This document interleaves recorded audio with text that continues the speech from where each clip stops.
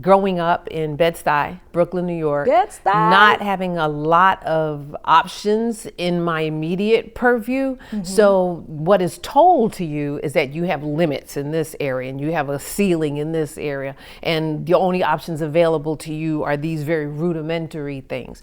There are other sky's the limit, dream your highest dream, be your best self goals that we were never encouraged toward. But luckily for me, there were a small handful, usually my teachers, who saw something special in me, in spite of what they knew my home environment was, raised in a home that had domestic violence, divorced parents, all those kinds of things, to help me find positive things about myself and discover what my personal gifts were and what my blessings were. And that put me on a trajectory to at least try, to at least explore, to at least see, and make my inability to participate the reason why I don't participate, not because someone else set limits on me. Spotlights on, the moment's here. Voices of change, rising clear, leading with heart, fearless and bright, purpose and passion, light in the night. From the boardroom to the block, moving mountains, breaking locks with Taji, Sherry, we rise. Real talk, real life, real highs. So step in the light while leaders grow. This is Leaders in the Spotlight. Welcome to the show. Welcome back to Leaders in the Spotlight, where we dive into the highs, lows, and plot twists of leadership. I am Taiji Charity, your host, and today's guest, y'all, is my friend and sister in Christ and purpose, Dr. Dawnn Lewis. Dr. Lewis is the president and CEO of Morning Jewel Incorporated, a multi-platform production company in areas of film, television, animation, music, publishing, and live events. She is also the founder and CEO of a New Day Foundation, a nonprofit dedicated to providing financial and programmatic support to underserved youth and grassroots organizations. With over 40 years of service, she has been recognized with an Honorary Doctorate in the Humanities for her 40 years of unwavering service and support to youth and communities across the country and abroad. She is the recipient of a Trumpet Award, Grammy Award, multiple NAACP Image Awards, ASCAP and BMI Songwriting Awards, and she was inducted into the Women Songwriters Hall of Fame in 2021. Y'all, she's a walking powerhouse, okay? Her career spans iconic television, film, stage, and music. You know her work, even if you don't realize it. Whether it's starring in A Different World, lighting up Broadway in Tina, the Tina Turner musical, or voicing fan favorites in The Simpsons, Star Trek, Lower Decks, Futurama, or Karma's World, just to name a few. On screen, she's been in This Is Us, Veronica Mars, 911, Young Rocks, and so many more. Her music shows up in Disney, HBO, NBC projects, and she's recorded with legends like Quincy Jones and Vanessa Williams. And beyond all of that, she's given back through her leadership roles with SAG-AFTRA and the National Center for Civil and Human Rights. Dawnn's life and career is a masterpiece in creativity, purpose, and service. And y'all know I'm ecstatic about this conversation. So we about to have a good old time and dive in. I'm exhausted just listening to you. Girl, I'm like, don't scream, Tiger, don't scream. But I want to scream. Welcome to the show, sis. I am so happy you are here. I am so happy to be here. I love you. I honor you. I have such respect for all that you have accomplished, and for us to be here now, decades later, after meeting and going in our directions and doing what we can, just to do what we can. This really, this is exciting. Oh my gosh. And sitting here in your studio, in the kids' studio, this is awesome. You were right here for the ribbon cutting. Yes, ma'am. You blessed us with the Black National Anthem. Yes, ma'am. I was done that day. Yes, ma'am. Thank you. You always show up. Well, you know what? There are things worth showing up for. I appreciate you. What you're doing, and you as a person, and the growth in these kids from the days we used to go to the foster group schools, homes. to the group homes and such, and oversee their programs and projects and writing and casting workshops and all of it. it's really, really inspiring. Thank you, sis. Well, I'm here to talk about your organization, A New Day Foundation. Yes, Sis, ma'am. tell us the mission and the purpose of your nonprofit. Well, you kind of covered a lot of it, but the germination of all of it was growing up in Bed-Stuy, Brooklyn, New York, not having a lot of options in my immediate purview. So what is told to you is that you have limits in this area and you have a ceiling in this area, and the only options available to you are these very rudimentary things.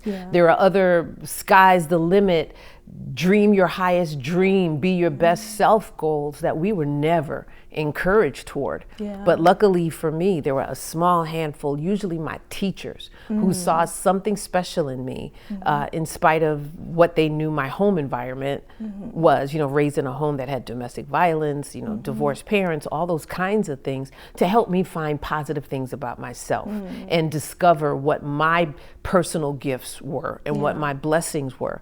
And that put me on a trajectory to at least try, to at least explore, to at least see, and make my inability to participate the reason why I don't participate, not because someone else set limits on me. You're going to have me sipping all morning doing this interview. So now the work I do with the A New Day Foundation is actually a culmination of decades of work I was doing long before I even had a foundation. While I was in junior high, I went back to elementary school and talked to my teachers and spoke to the elementary school students. When I was in college, I went back to high school, I went back to my junior high, I went back to and that was my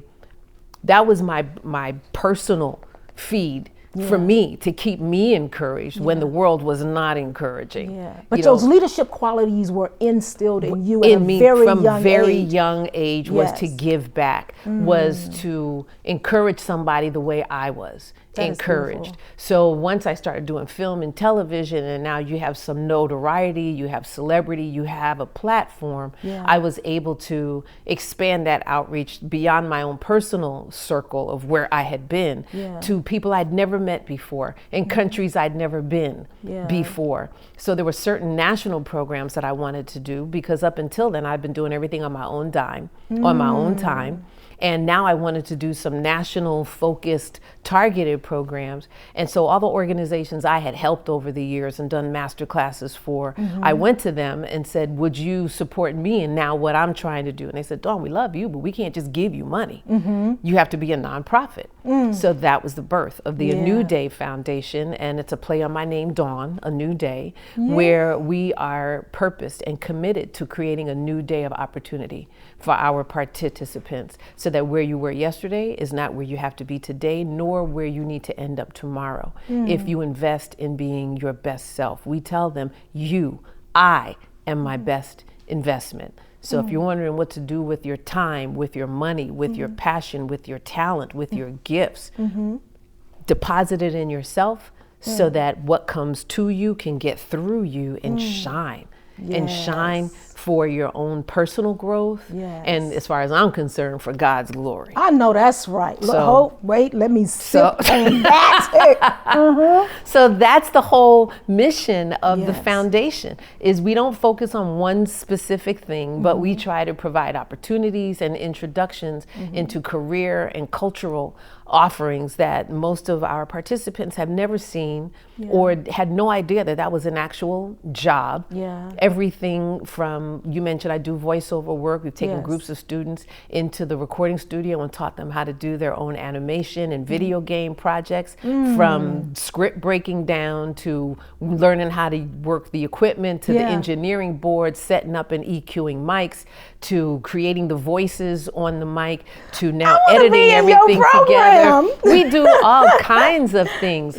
Coding. We took a group of young boys indoor skydiving. We're they didn't only just get to skydive, but were taught aerodynamics and mathematics. We've done all kinds of things across the board. You just did a camp in Chicago, we just right? did a music band camp, a music camp, our first one for 1 full week on the Columbia College campus, where they were broken up into 4 different bands, where they learned 5 different styles of music, as well as information about the music industry, how to best present yourselves. They all got professional recordings of their work and professional headshots to use when they go out into the world. And we're already slated for 2026. Oh my God. And you let me see the promo video. Yes, it was so beautiful. And the background music was played by the young people. Yes, at the end of the band camp, we had a big, huge concert just for the students as well as the faculty. We got up and jammed for the kids too, so they could see, so my teacher wasn't just telling me what to do. My teacher can actually throw down.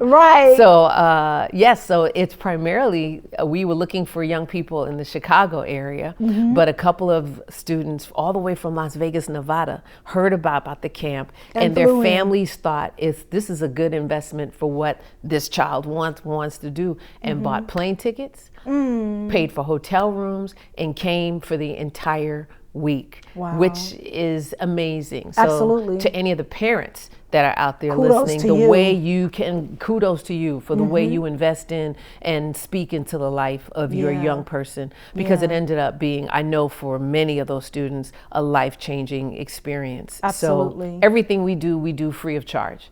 So if you ever hear me begging for money, that's why I'm begging. Invest in, partner with us to invest in these young people. Exactly. So that we can just present the opportunity, and all they have to do is commit and show up. Because we want them to know what's out there and available. Absolutely. And I think it takes organizations like yours and others who are doing amazing work to compete against social media, because a lot of these young people that find themselves lost in social media and start comparing themselves to what they think they see others doing and excelling in social media. But we're taking back that power and saying, no. We're going to invest in you and your talent. What they're doing is what they're doing. But we're going to focus on what you're doing and what you're able to do. So it's time. You know what? Calm down, Tyler, because I'm getting so excited here. So I'm going to just say thank you for the work that you're doing. And I know you're just probably scraping the surface of all the things, because you're based in LA, but your program is national.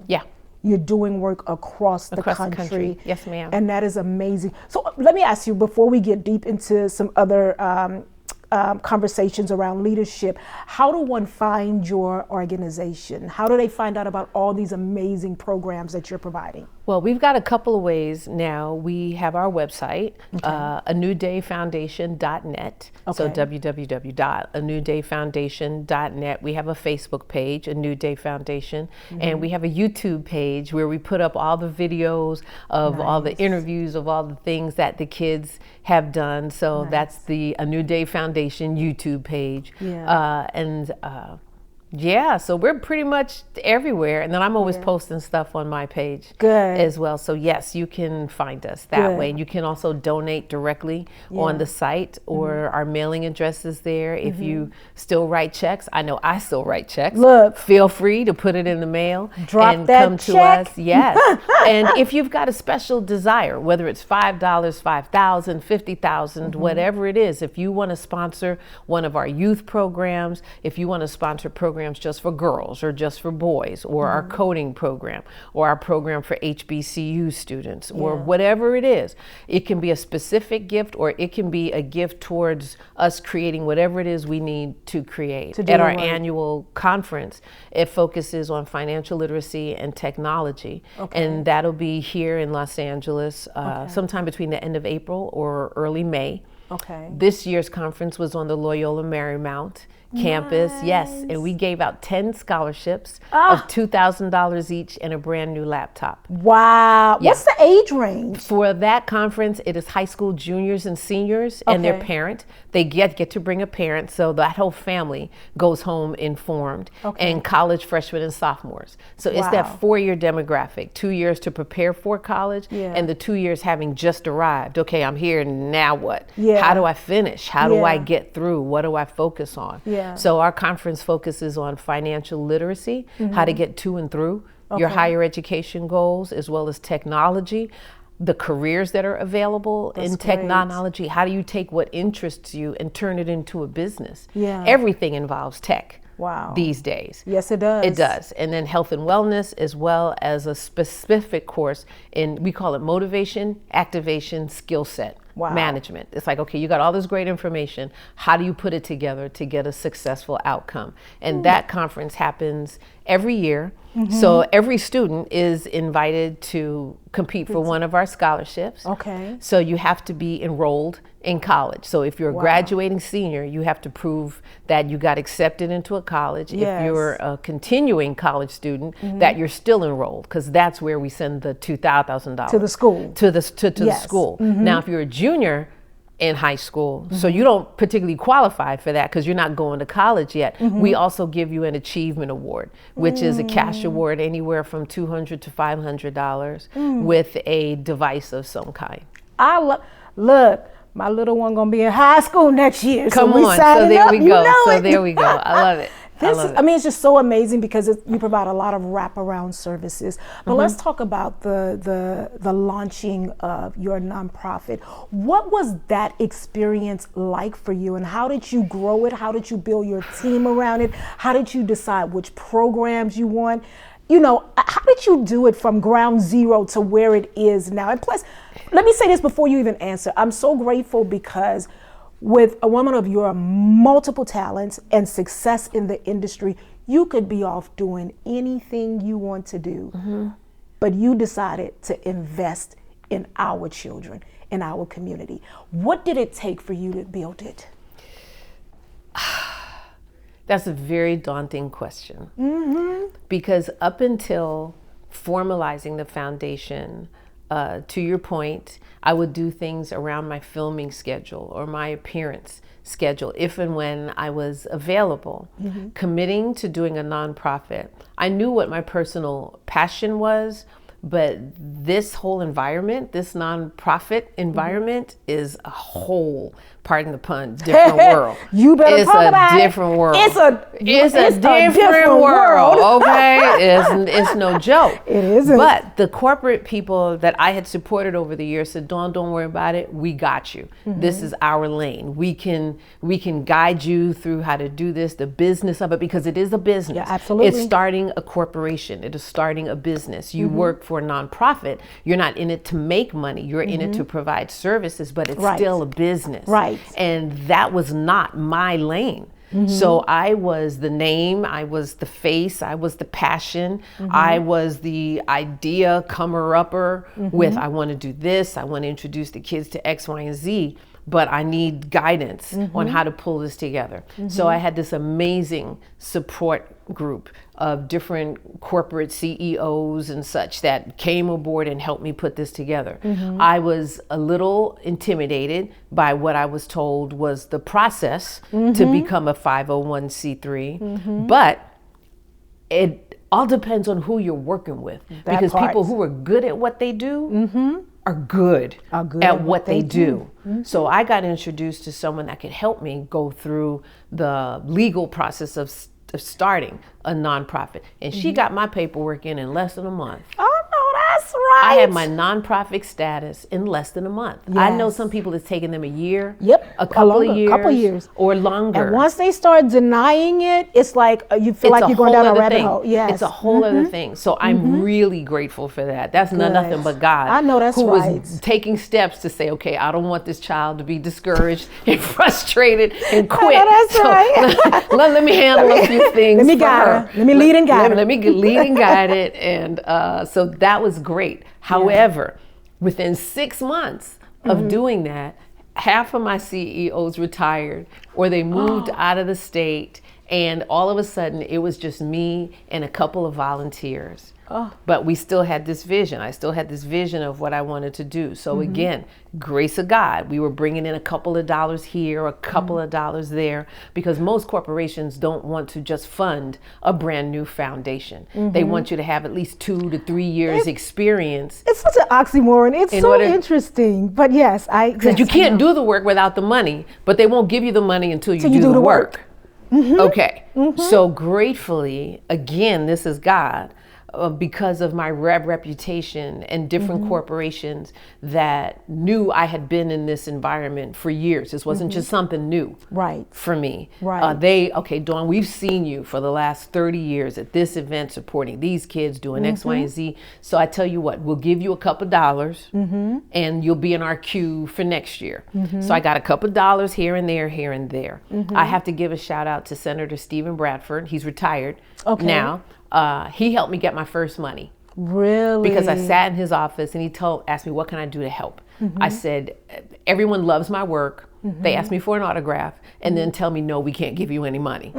So he said, let me make a call. So he called SoCal Gas, and the CEO of SoCal Gas called their community engagement department and said, this young lady's coming up to have a meeting. I want you to help her any way we possibly can. They gave me my first $25,000. I cried in their office. And once they gave me money, other people started saying, okay, well, if they'll support you, then we'll support you. Absolutely. So interesting how that works. It's very interesting, but that's part of how it works. It's about relationships. So anybody who's out there listening to this and you want to start a 501c3, you want to do work and engagement, be patient with the process, be patient with yourself, be authentic, be genuine, be prepared to handle your business because that's what they respond to. They want to know that their money is going to be well used. It's going to be used the way you told them it was going to be used. So you need to present and have documentation that this is what is happening. Excellent So advice. in all honesty, I did that way for 6.5, almost 7 years. And I thought it was going to kill me. No, girl, wait, let's go take a sip. To that. Because truth be told, I can doing relate. all of that work, basically just me and a volunteer and organizing, the annual conference, the different youth programs for the teen boys is called Mentors, for the teen girls is called Sisters Hangout, doing several of those throughout the year. I honestly thought I was going to get an ulcer. I thought I was getting an ulcer and I was ready to stop. I was like, okay, God, this is so much more than I signed up for, but I'm committed to doing things a certain way. And I can't, this is not sustainable. It was never supposed to be just me doing all of this, doing the work of 8, 9, 10 different people. And I was ready to stop. And I lifted up a prayer. I said, God, unless you present the means and the support to keep doing this better and doing it well, and so that it doesn't deplete me as much as it has been, I'm ready to stop. 3 days later, that same Senator Bradford that I hadn't spoken to in almost 7 years called me up out of the blue and said, Dawnn, how are you doing? I said, I'm okay, I'm good. And he said, we've been watching what you've been doing with your foundation, and we believe the state of California should be doing more to help you. Can you use some money? Oh my God. Okay. The short of the long story is he says, okay, so you have been approved. He had me send in some paperwork. Can you get it to me? I said, it was in his hands in less than 24 hours. I know, that's right. So again, handle your business. Stay ready so you don't have to get ready. I know. Ooh, so when the opportunity comes, what do you need? I am so excited that I want to help you help me. How do I help you help me? He said, I need this, this, and this. He had it in his hands in less than 24 hours. 2 days later, he called me back and says, okay, the grant has been approved. You will get no less than $500,000. But I need you to know I put in for $1.2 million. Oh my, the whole cup is about to be empty. Hold on. Okay.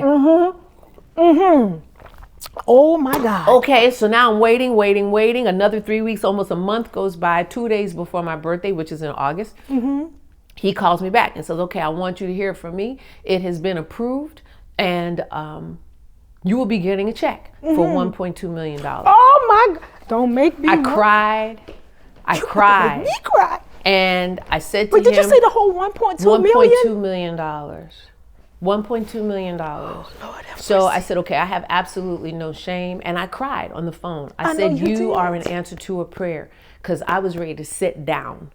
I'm ready to cry. I was ready to sit down. I was ready to stop. No one has to explain to me the value of what we're doing, or the importance of what we're doing, or the need for what we're doing, and how it is changing and blessing the lives of these young people in these communities and these families. But I just could not keep doing it the way that I was. Right. So he gave me this grant, which now put me in a position to hire staff. Yes. To be able to afford and expand programs that we can sustain across the country. And that was the summer of 2023. So we got our first installment winter of 24. And the grant is up January of 26. So we are tasked with spending that money. Yes. Or if you don't use it, they figure, well, you don't need it, we'll take it back. Right. So you have to spend it. Absolutely. Okay.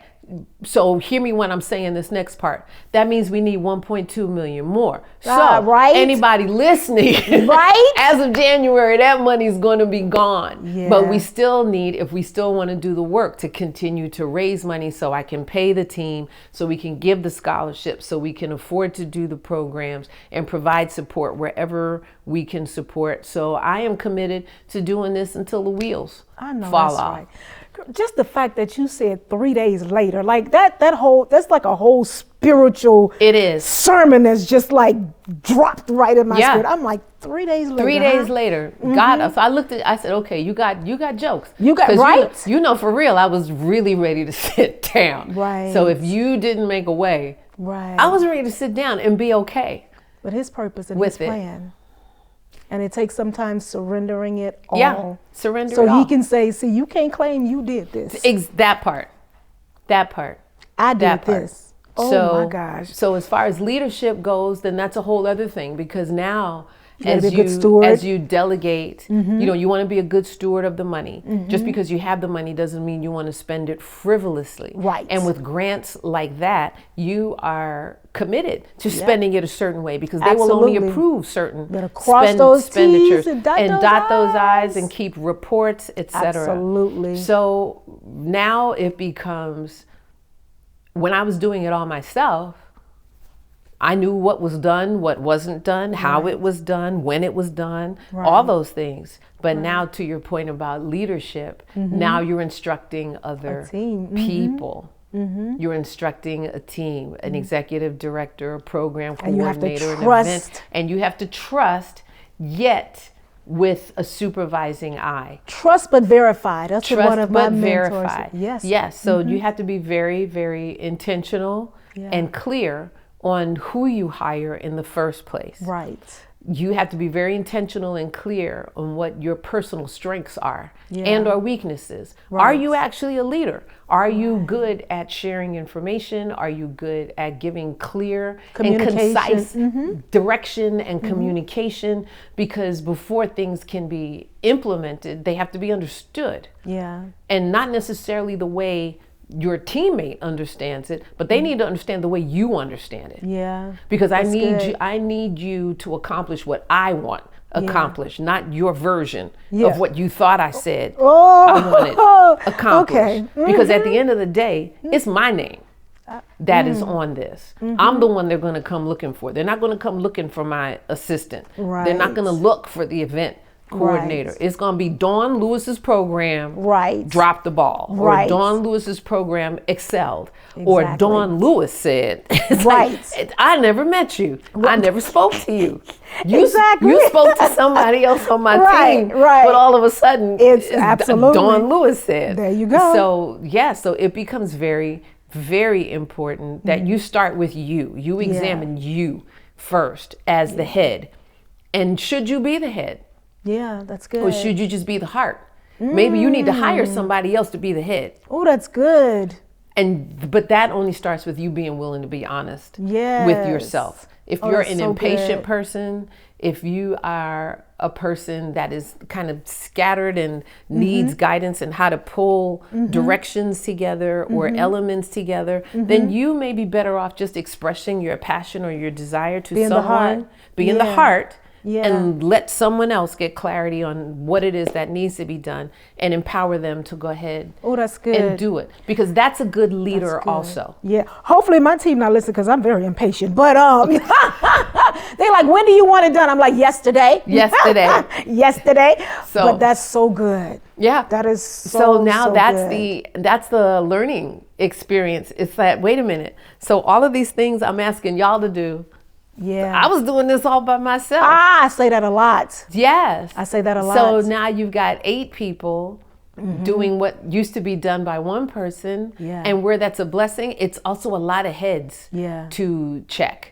So yes, you want to trust and empower, but at the same time, you're the one with the global vision, with the That's good. overview of what's going on. So you really need to be aware as a leader of what every department is responsible for. Yeah, that's good. And then supervise and make sure those departments are communicating with each other. Yeah. Because they may all be specific lanes, but it's the specific lanes. Still working towards one goal, one mission, one purpose. Goal. Absolutely. Exactly. Exactly. If you think of any successful or busy freeway system, you got 6 lanes going this way, 6 lanes going this way, but it's all one highway. Yeah. It's all one freeway. Absolutely. Lanes going like this, like this, like Absolutely. this is not a successful roadway. Yeah. There's going to be accidents, crashes, smash ups. Absolutely. All of that. Nobody getting to the same place. All the time, we're like, you cannot work in silo. The right hand must know what the left hand is doing. We have to communicate with one another.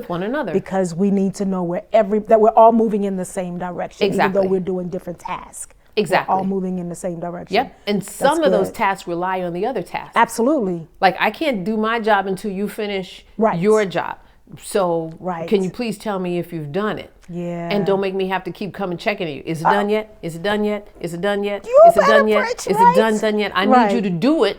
Right. And then let everybody know, okay, this is done. Yes. Phase 2. Yes. So now the next person can take over, and et cetera, et cetera. Yeah. That's so good. Oh my, look, this sounds like you've been doing this for a long time. Yes. This sounds like Fortune 500 advice, okay? In leadership. And I absolutely love that because you've established the culture of your organization. And that's very important, especially when you're bringing in new people. They understand how everything operates and how you operate and your expectations. Right? I think that was probably one of the hardest things for me is I knew what I was expecting, but I wasn't always communicating those expectations very well. So I had to go back and start communicating those expectations and setting realistic goals and also talking about accountability because that was hard because I don't like confrontation. I don't like to have to pull your coattail. I don't like all of that makes me very uncomfortable. I want us to just, you know what to do, I know what to do, let's make it happen. But it doesn't always automatically work that way. You have to be able to communicate. You have to set those expectations. And I tell my team, even when I do have to pull a coattail, depending on the level of our relationships, I always say, I reference it like, all right, you know I love you, right? But like I have to put up that kind of, safety because it's really true. I do care about the people that work with me. And plus a lot of people that work with me, we were friends even before I started the organization. So I just appreciate you and how you communicate your expectations and what you're looking for in terms of your team. I try. Sometimes, again, I have to kind of check myself because I'm a self-starter. I'm a self-motivating type people. And I can show you better than I can tell you. I can show you better than I can tell you, but I see a need and my immediate reaction is to fill the need. Not to look for somebody else. I wonder who we can get to come and do this or even fix it. That's my thing. Or fix it. Why do you need to just jump in and try to fix things? Yes. Even when I don't know what I'm doing. Well, the thing is, like, how many times are you going to keep stepping over this broken thing? Just pick it up. Yes. And fix it. But, for you to stand and say, well, that's not my job. It's like, but you see it needs, anyway. Yeah. But you heard when I said that my studio manager was in the background talking about, this is not a live audience. We ain't asking for background noise, right? I just need to say that. But anyway. but what I had to learn from myself and be reminded is that everybody's not me. Yes, that's everybody good. Is not a self-starter. Yeah. Everybody does not look for the gaps to fill. Right. Everybody does not necessarily strive for being specific, being excellent, being efficient, being effective. Yes. Most people just want to get the job done. Right. No extras, nothing less, nothing more. Right. And they won't do it until you tell them to do it. It's like, do you really need me to tell you to Need do forward X, Y, and thinkers. Z? Yeah. It's like, okay, you started down this road and you see that X, Y, and Z is missing. Do you really just stand there and stop and wait for somebody else to come and to instruct the next thing? Or do you figure it out and solve it, resolve it, and move on, maybe even improve it? Yeah. Okay, not everybody does that. Right. All right. So I recognize, because I've worked with so many different people, different leadership styles. Some people are taskmasters, cut to the chase, no frills, no, look, I ain't trying to hurt your feelings, but if your feelings get hurt, I suggest you pick them up and fix them because I got other stuff to do. I'm not the one to sit here and fix your feelings for you. I need X, Y, and Z done. You got those kind of people. Then you have other people who are more easygoing, who, give instruction and go on their way and they check in or they don't check in or the whatever. But what I've learned is I tend to be a very easygoing person. I'm a very specific person. I'm a very particular person. I want things the way that I want them. And if I explain it to you a certain way and you say, okay, yes, I get it. Yes, I understand. And then you go off and do some other version, just recognize there's going to be an issue. It's not going to be okay. Yeah. Because if you didn't end up where I asked you to end up, and you go, oh, well, I thought, and this, and I said, I didn't ask you to think. I asked you if you understood what I needed done. And you said yes. So why would you choose to do something other than what I asked you to do? Yeah. Well, I thought this and this and this and this and this and this. It's like, okay.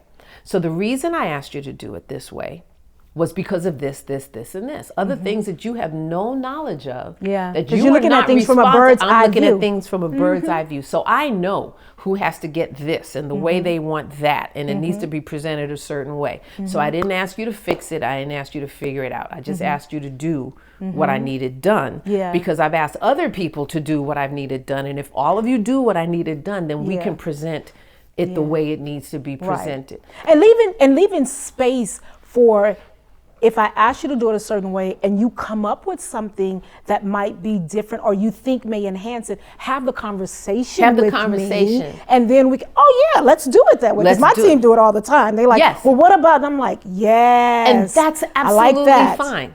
That's absolutely fine. What that tells me is that you really did understand the assignment. Yes. You really did understand the assignment and you're trying to take it to the next level. And that's perfect. That's desire. That's that forward thinking. That's that proactive nature that I am talking about. So it becomes a fine line. It's just like parenting. Are you going to be their friend or their parent? That's good. So the same thing in leadership. Am I going to be your friend or am I going to be the leader? Or can we do something that's in the space of the two, where as your leader, I recognize that you are bringing positive things to the table, positive things to the environment, positive things to the outcome, and thereby positive things to me in my life. Can we work that way? Because if you need a taskmaster, I don't think you want me to be, you don't want to see that side of me, because it's not like I can't do it. Right. It may hurt a little. It might sting a little. I need you to come to work with some Band-Aids, Neosporin. Yes, and some Benadryl. I need you to come to fix that. But I would rather us be able to laugh together, to feel that, we can talk to each other beyond work. I don't need to get into mutual respect. But just understand who's working for who and what we're trying to get accomplished. It's a fine line. It's not easy. Oh my God. It's not easy. Sis, this is so good. And there's so many more questions I want to ask you. I got that time's up. Did we get the time's up? I'm like, man, I got at least 3 more lies I wanted to tell. No, I don't have time. Go for it. I want to go for it because there's so many more questions. Okay, I will ask you this real quickly. Who are some of the leaders you admire? Oh my gosh. Oh goodness. Who are some of the leaders that I admire? I admire Debbie Allen. Yes. For her creative vision, that she has carved out for herself as an individual. Yeah. And for us in the world of entertainment, for the projects that she chooses to direct, produce, write, choreograph, participate in, she has managed to cull together this professional business acumen, this regard throughout multiple industries because of her ability, because of her excellence. She's a get it done kind of person. So I have really high respect and regard for that. That's beautiful. I have really high regard and respect, and not to make it political, but for Barack and Michelle Obama, who came in to lead this country when a good portion of the country had faith in them, but there was a whole other undercurrent that did not, and did everything in their power to take them out. And certain of those elements are still in power now. And the visceral attack against people of color and people on the margins and women is beyond the pale. It's beyond the comprehension. So for he and his family to have taken us and weathered the storms that they weathered with as much as he got accomplished, you can only imagine how much more he could have done if he didn't have to deal with the foolishness. I'm gonna call it foolishness here on your show. Look, call it what it is. With like the foolishness, okay? He's an amazing leader. Mark Morial, the national president of the Urban League, leads and crafts all of our states, all of their chapters across the country to create services and opportunities and engagement and protections for people of color. That's good. Economically, in different world markets and here nationally, to make sure that we are represented and our voices are heard. There's a few other people, but on a creative level, on a global level, on a national community, national level, those would be 3 people. That's good. Yeah. Wow. And you, this woman named Taiji Charity, who got groups of people together from Hollywood, all walks of life, from cinematographers to writers to directors to actors to lighting designers, to all of these people. Some names you've seen in credits, some names and faces you've seen in front of the camera that have all come on board. Not everybody was here from the start. I was here from the start. Yes, you were. But once we got the ball rolling, the names and the faces and the companies and the civic support that you have received is just a testament to your purpose, to your commitment, to your excellence, and to your leadership. And you, Charisse Bremond of Brotherhood Crusade, are definite, and Kat Delgado over at Junior Achievement are, I consider, mentors to me on this journey. And I pick your brain from time to time. It's like, okay, how do we do this? How do we keep this moving? How do we grow this? And you ladies, to a person, have all made yourselves available to me. Absolutely. And I don't know where I would be without that support. Thank you. This has just been so amazing. I just don't want it to end. I think we can I know go that. on. I got those last 3 lies in. Did you get them? All lies. All lies. We'll take it. But I would just say this. Yes. I don't know if everybody knows that you actually wrote the theme song to A Different World. Yes, ma'am. And when I think of the lyrics to A Different World, starting out, I know my parents love me. Like, to me, the foundation represents parents. Stand behind me, come what may. Right. That's what your organization is doing. Thank you. You are standing behind so many amazing young people. And I can't say thank you enough. My pleasure. For being a phenomenal leader, a phenomenal person, just phenomenal and talented, okay? Thank you. I love you. I love you too. Yay. Yay. Ladies and gentlemen, that is our show for today. I know we could have done a part 2, a part 3, and a part 4 with Dawnn. Hopefully we'll have her back soon. We might even co-host this thing one day. Come on. All right, but thank you. I know Dawnn has dropped some nuggets today that will help you on your leadership journey. And one of them is, with somebody with the name and the talent and the gifts and the history of this amazing woman, showing you that She had to put in the work to create her nonprofit. It wasn't just given to her. The funding didn't just come to her. She did the work. So I encourage all of you to do the work on your leadership journey. Until next time, have an amazing day. And don't forget to do those 3 magical words: like, share, and subscribe. And remember, you can also find us on God One TV. Have a great day. Bye now. All right, ladies and gentlemen, that is our show for today. I hope you were inspired and you gained some valuable nuggets that will help you to become a better leader and to walk in your God-given authority. Bye until next time.